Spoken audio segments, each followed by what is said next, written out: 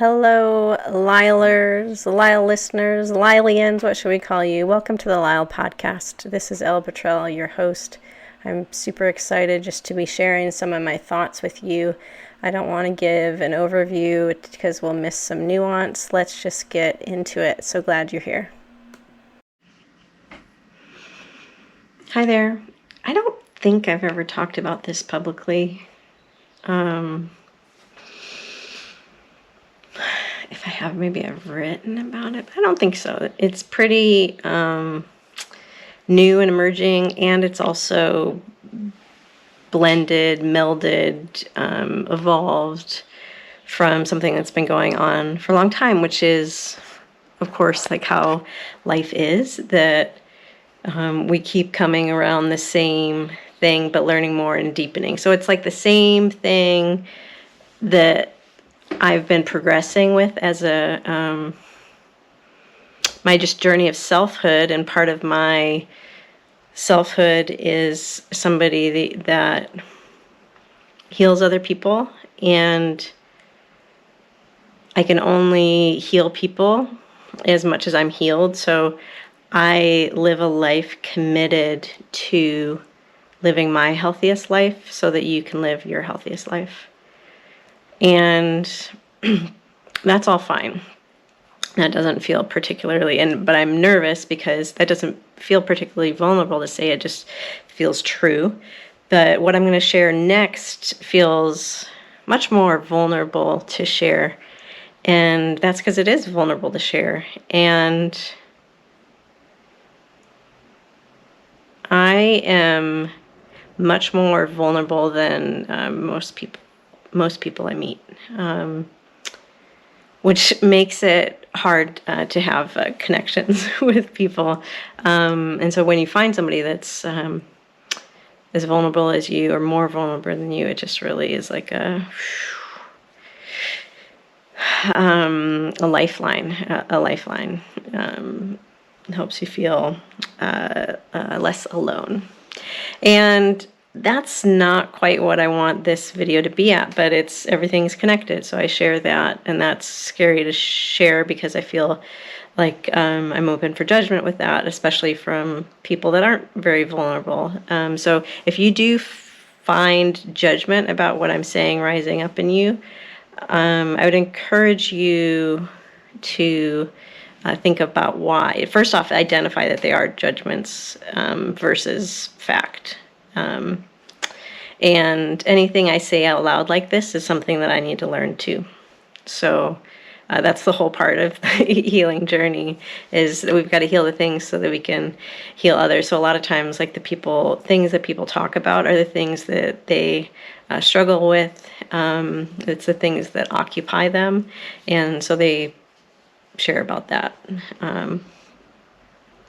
So today I'm sitting just in my rocking chair here, and I was doing some journaling. This is a day off for me, and I will do a long run later today, hoping for 9 or 10 miles in the mountains.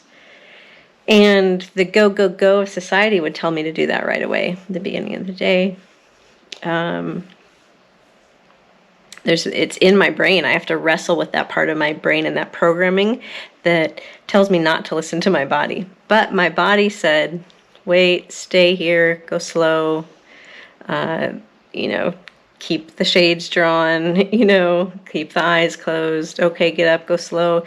It told me just take it really easy. I don't even know. I didn't set a timer. I stretched. I don't know. It could have easily been like 45 minutes. I don't know. Could have been 15 minutes. But I was just really present in the moment, and just kept stretching what my body needed it to do. And a lot of it is this area up here, an area that I feel. So right now I feel the back side of my neck, down my shoulder blade. And I'm starting to map out like my trapezius when I think of, where it is. But my body, as I say that, my body's like, no. Actually, it's not the trapezius, because but it's the paravertebral muscles, so the muscles along my spine. And this is a new sensation that I've been from what I've been experiencing. So I'm experiencing right now in real time something that I've never paid attention to before. And so, yeah, I thought trapezius, but no, it's just really like a rod up and down from like lower mid cervical spine with some whispers all the way up to my suboccipitals and the back of my skull. And then down. Ooh, and I'm not breathing. I mean, I'm breathing, but I'm not breathing right. I'm all up here in my chest. You can even see my shoulders like up high, and I'm not moving and not fluid. It's because I'm feeling emotion right now. And the emotion that's associated with that, and I didn't say how low it goes down to. It goes down to probably the rib 9 or 10. And the drive, it feels so strong when that happens that it makes me kind of want to writhe and stretch and try to crack my neck, and it did crack there. So it's not, this emotion actually physically is manifesting. There's like a compression. Okay, so the paravertebral muscles, and again, this is all happening in real time, but I'm having this emotion, and the physical sensation is this rod up and down, but this rod is, it's a line, so it can't be a rod because there's some dynamism. It feels like a bungee cord is hooked up above and down below, and it's just it feels like the muscle is pulling down in, which is one of the actions of that muscle. And that makes my body, there's implications for that in my body. The rest of my body then is having to work to counteract that. So I'm going to try to find my breath. So, and you can put hand on chest, hand on belly. I'm just closing my eyes. That's helping me focus. That's another trick because we're very vision dominant. I'm just talking. I'm just all up in my chest. So I'm going to try to get my breath down low. I got into my belly, but I didn't get it all the way down to my pelvic floor. There's a synergy between the pelvic floor and the diaphragm. They do the same thing. There we go. So diaphragm is lowering as I breathe in.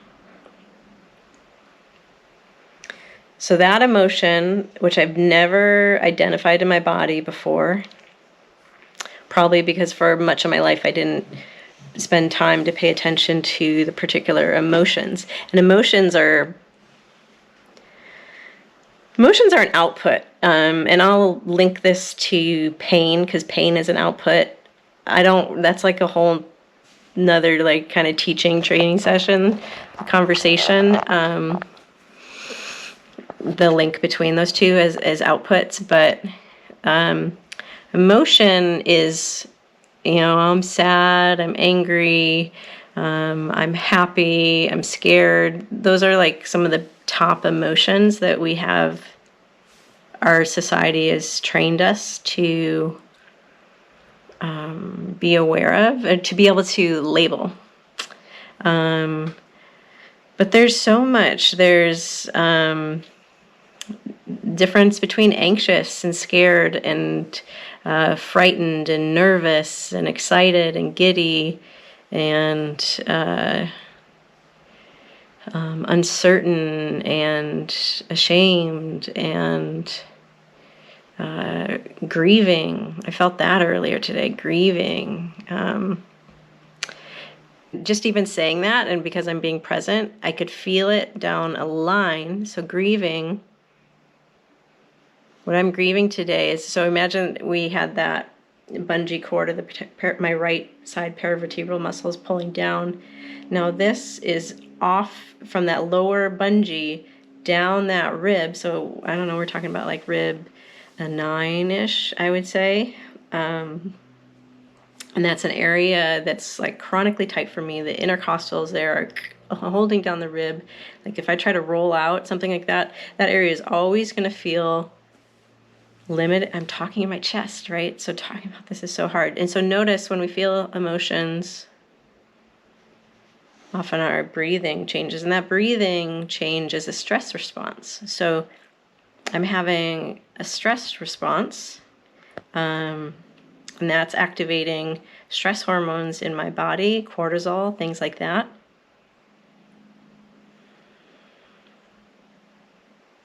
But if I can activate my diaphragmatic breath, I'm doing the parasympathetic system, which is more our rest and our digest and our healing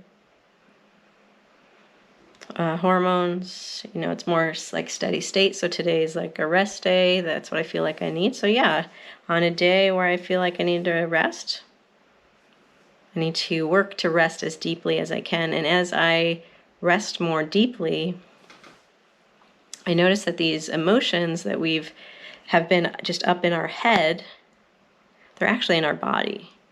And so that's why you need to, like they say, like feel an emotion or like let it through. So the way through is to actually link between what do you feel in your body and that pain. And this is with a chronic pain, okay? So if you're trying to get rid of chronic pain, persistent pain, pain that won't go away, this is nagging, you need, especially if you've done physical therapy, okay? So these are the people that have done physical therapy, they've followed through, and they're still persisting with these kind of symptoms. We really need to know that then the brain has changed a lot. And so part of the therapy then is to work on the brain. Now, the brain is, I mean, there's so much we can go into. Well, I'll say it. The brain is what holds muscles tight. So I'm breathing in my chest. I need to slow down. And now the emotion that's driving me is this right-sided. It's kind of like like I have a backpack strap on that's coming around. It's almost kind of going around.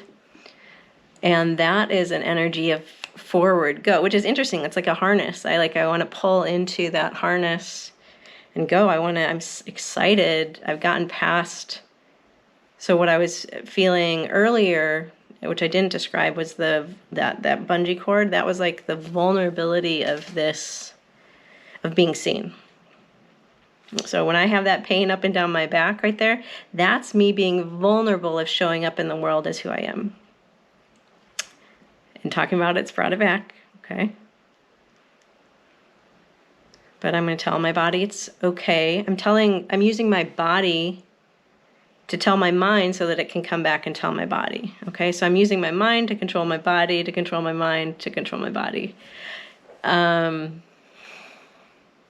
And that is the process of neuroplasticity, of practicing, of trying something new. So this is the first video where I'm really bringing together the healing work that I've done for so long with my current knowledge. I do it in my practice with patients. I have a vision for healing sessions, and you can come see me for that, where we are going to link up this Western medicine with what we're learning about emotions and trauma stored in the body. And so we have to bring those in if we're going to get somebody fully better. And as a physical therapist, I think I'm really well positioned for this because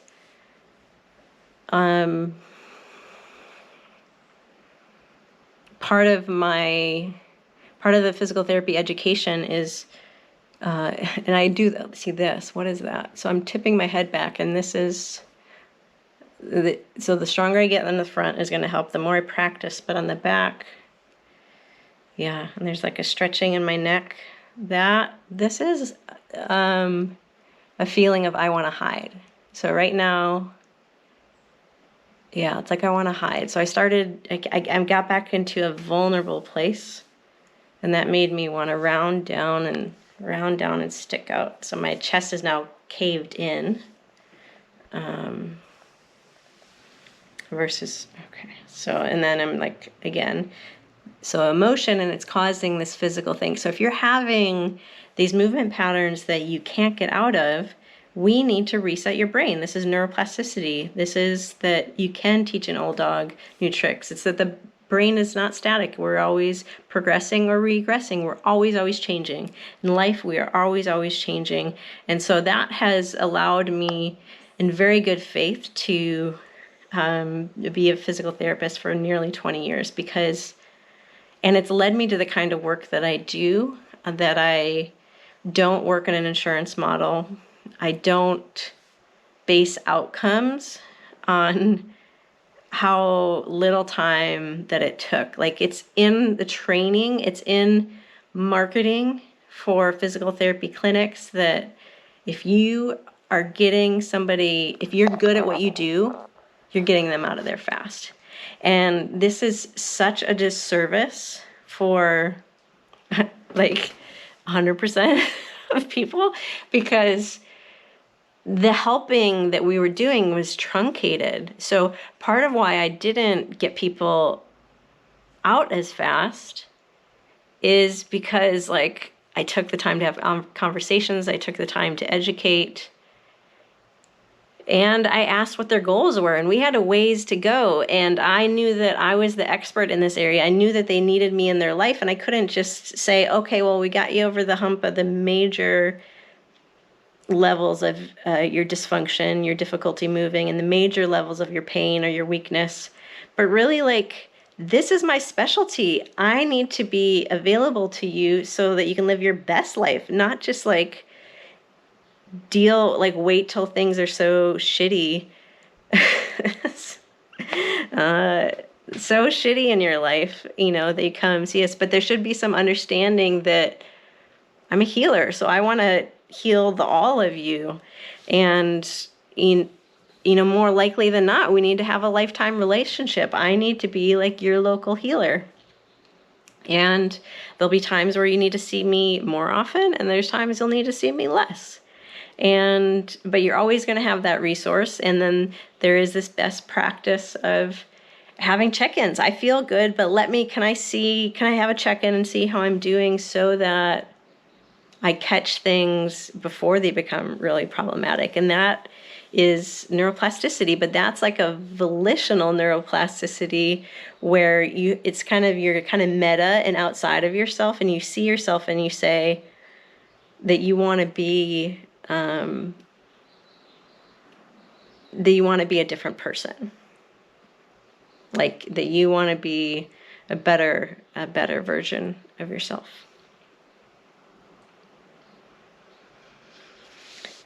Just breathe. Yeah. Okay. See, did you see that chest breath? You can see how it's rising up here.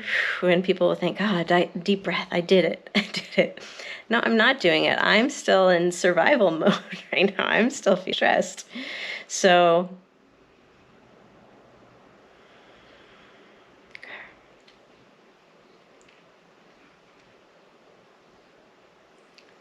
okay, I just got it into the top of my belly. Okay.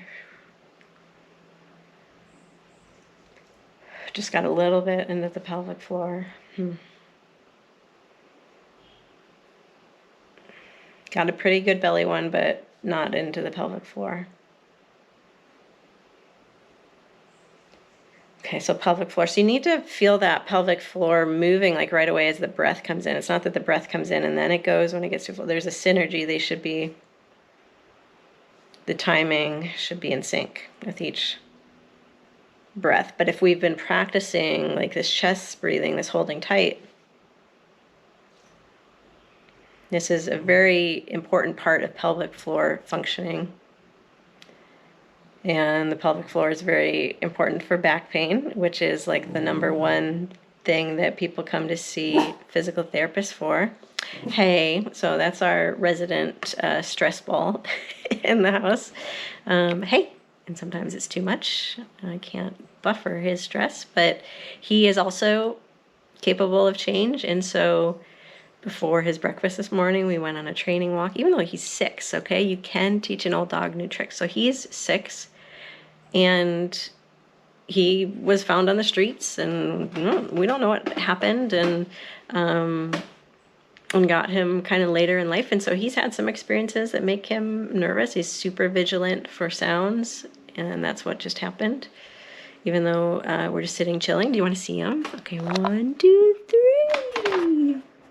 There they are. There they are. Pretty awesome, huh?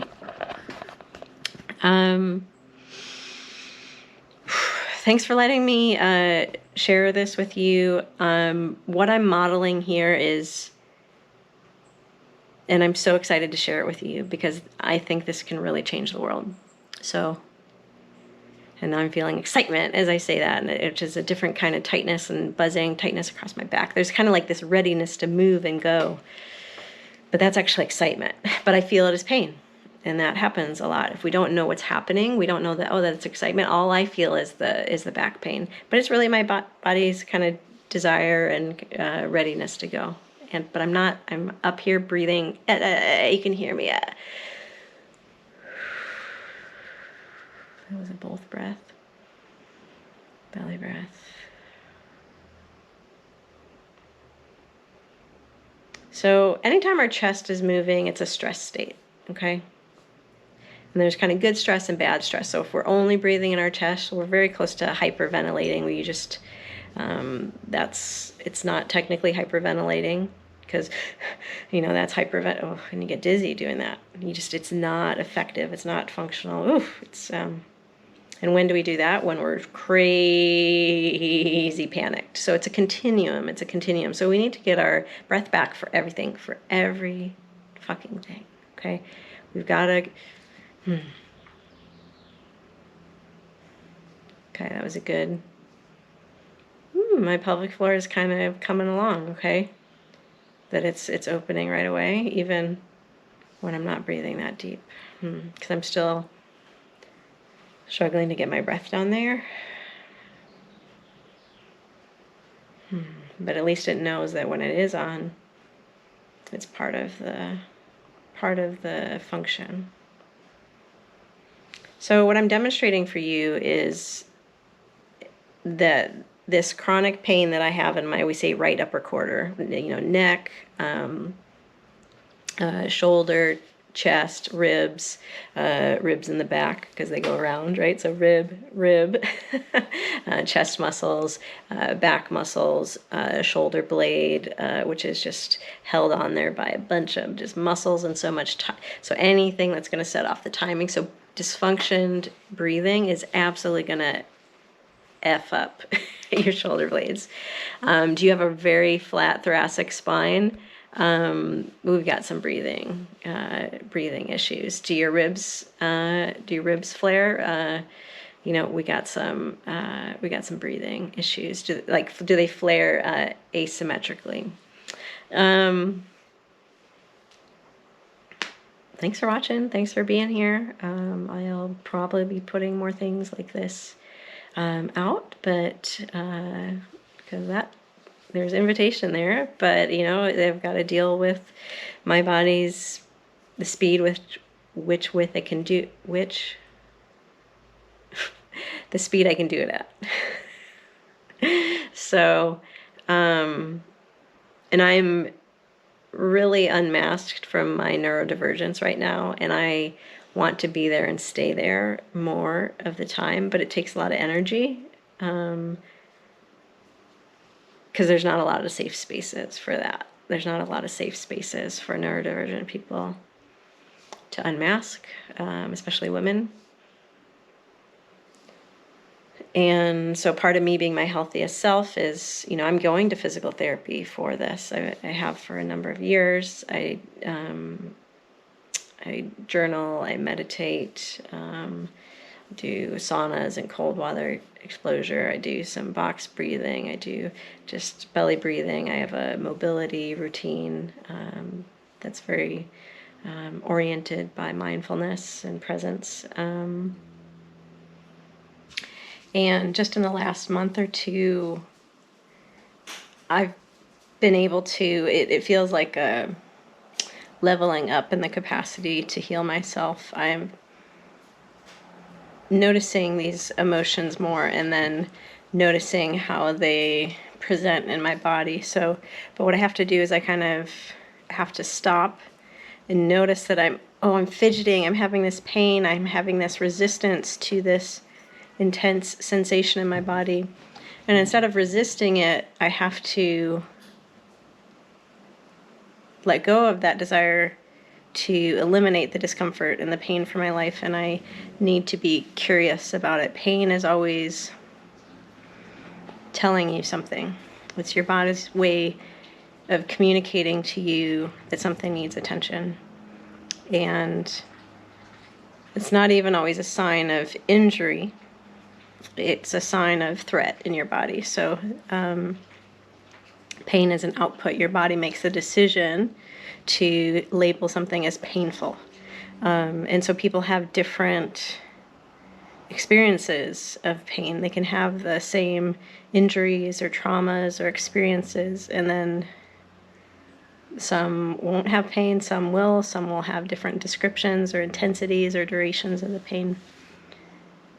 But if you're having a pain that's not going away, so think of me doing physical therapy for several years, but this is something that used to be worse. I used to get like headaches and have more neck pain. And then over time, it's become, as I became a better healer and took care of my body better, and posture, mobility, and strength, and awareness of behaviors, which is things like posture, but it's also tasks that I do, how long I sit, how long I'll work, how many breaks I'll take, and it's also the exercise activities that I'll decide to do, and the intensity that I decide to do them, and how much rest I take, and all these kind of things.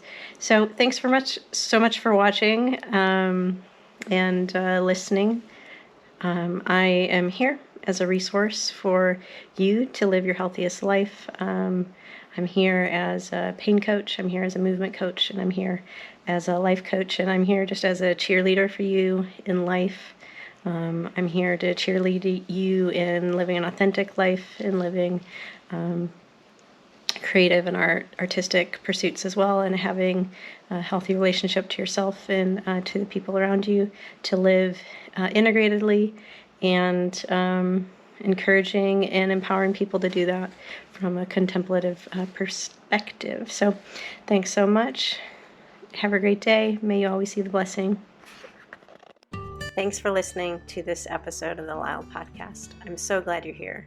If you liked what you heard, you can find me on Instagram and YouTube at the Embodiment, as well as on my website, www.theelbetrell.com. Of course, you can find me back here at the next episode of the LYHL podcast. There's numerous ways to support my work so I can keep helping you live your healthiest life. You can do this financially via links on my website or the show notes, by subscribing to the podcast and YouTube channels, by joining my newsletter community, aptly named the LYHL newsletter, by rating the podcast, by sharing with others, those you meet, and participating in coaching sessions. It's my passion to help you live your healthiest life. I'm so glad you're here. I'd love to hear your thoughts about what you're learning and the insights you're gaining from these conversations. May you always see the blessing.